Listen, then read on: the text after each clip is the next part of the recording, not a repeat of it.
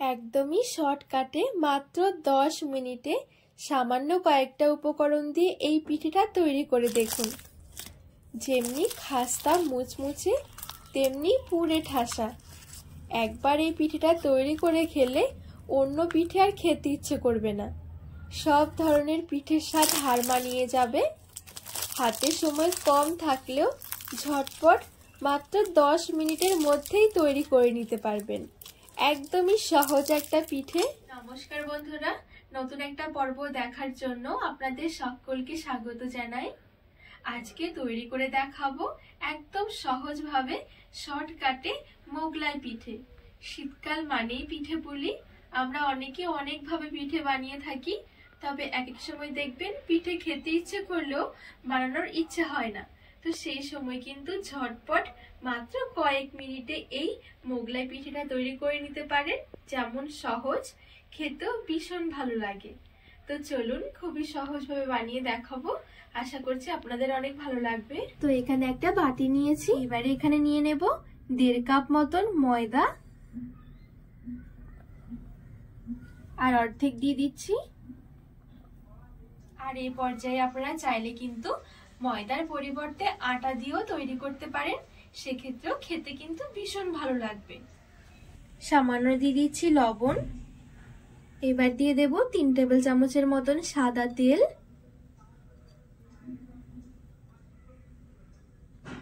এই তেলটা দিয়ে একটু ভালো করে ময়াম দিয়ে নেব।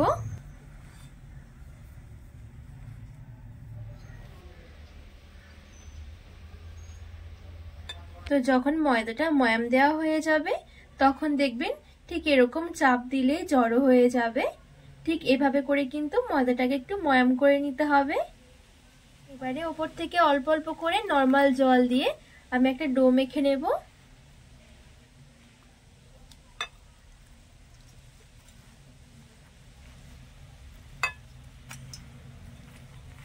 আর এখানে এই ডোটা কিন্তু খুব বেশি নরম করা যাবে না, আবার খুব বেশি শক্ত নয়, ঠিক মাঝারি মাপের একটা ডো বানিয়ে নিতে হবে। ডোটা মেখে নিয়েছি, আর খুব বেশি কিন্তু আমি শক্ত করিনি, আবার খুব বেশি নরমও নয়। এই দেখুন। এবারে ঢাকা চাপা দিয়ে এক সাইডে রেখে দেব।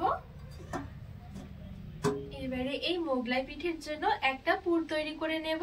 তো গ্যাসের উপর একটা কড়াই বসিয়ে দিয়েছি। এবারে এই পুরটা তৈরি করার জন্য আমি এখানে একটা মিডিয়াম সাইজের নারকেল কুড়িয়ে নিয়েছিলাম। নারকেল কোড়াটা দিয়ে দেব কড়াইয়ের মধ্যে। আর দিয়ে দিচ্ছি কিছুটা গুড়, সাথে একটা এলাচ নিয়েছি, এলাচটাও দিয়ে দেব। এবারে নেড়ে ছেড়ে পাক দিয়ে নেব আর একটা পুর বানিয়ে নেব।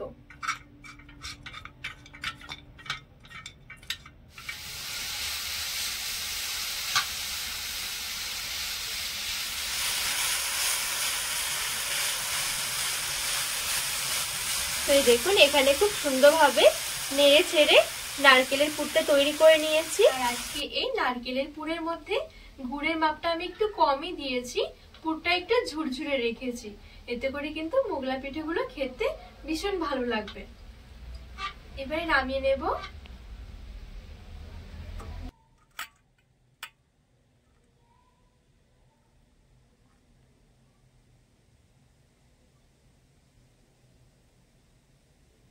এবারে এদিকে যে আমি ময়দাটা মেখে রেখেছিলাম কিছুক্ষণ মতন হয়ে গেছে।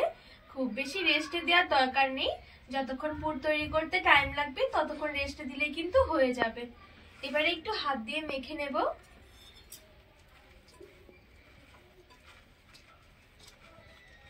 তো এখানে আমি হাত দিয়ে আরো কিছুক্ষণ মেখে নিয়েছি।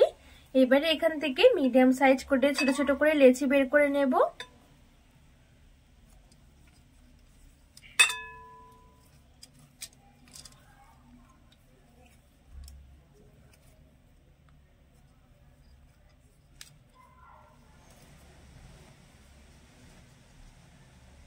তো এই দেখুন এখানে আমি সমান ভাগে ভাগ করে নিয়েছি, আর একটু মিডিয়াম সাইজ করে রেখেছি লেচিগুলো।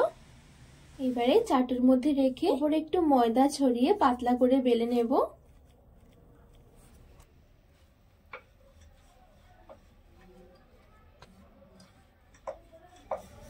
তো এই দেখুন এখানে আমি রুটিটা খুব সুন্দর করে বেলে নিয়েছি আর একটু লম্বা করে বেলে নিয়েছি, খুব বেশি পাতলা করিনি আবার কিন্তু খুব বেশি মোটাও নয়। এবারে এদিকে যে আমি পুরটা করে রেখেছিলাম এখান থেকে কিছুটা মতন নারকেলের পুর নিয়ে নিচ্ছি। এবারে রুটির মাঝ বরাবর দিয়ে দেব।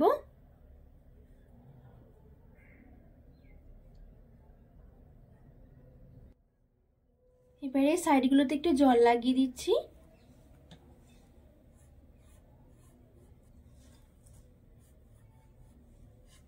এবারে ঠিক এইভাবে করে ধরে ভাঁজ দিয়ে নেব।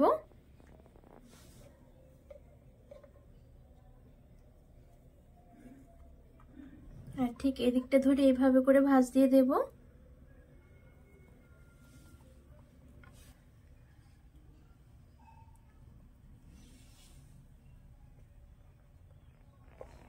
আর এই দেখুন এখানে আমার একটা পিঠে রেডি হয়ে গেছে।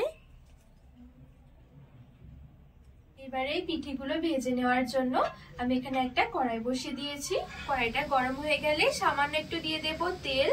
একদমই সামান্য তেল দিলে হয়ে যাবে, খুব বেশি তেলের দরকার নেই।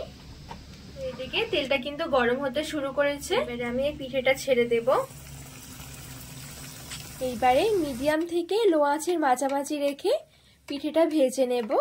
আর এভাবে গরম তেলটা উপরের দিয়ে এভাবে একটু ছিটকে দেব, তাহলে পিঠেটা উপরের দিক থেকেও হতে শুরু করবে আর পিঠে অনেক বেশি খাস্তা আর মুচমুচে হবে।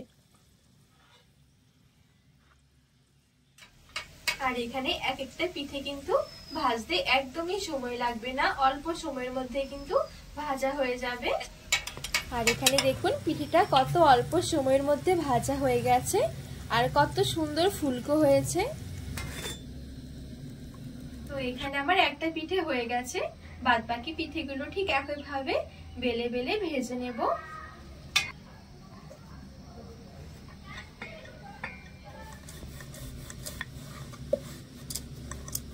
এই পিঠেটাও ঠিক একইভাবে আমি ভেজে নেব।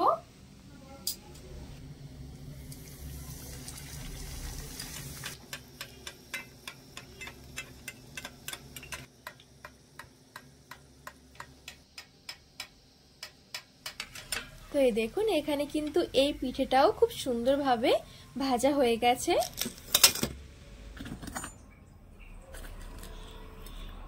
তো বাদবাকি সব পিঠেগুলো আমি একইভাবে মুচমুচে করে ভেজে নিয়েছি। এখন রেডি হয়ে গেল সেরা স্বাদের মাত্র অল্প সময়ে মোগলাই পিঠে। খুব সহজে কিন্তু পিঠেটা তৈরি করে নিতে পারে আর খেতে তো ভীষণ ভালো লাগবে।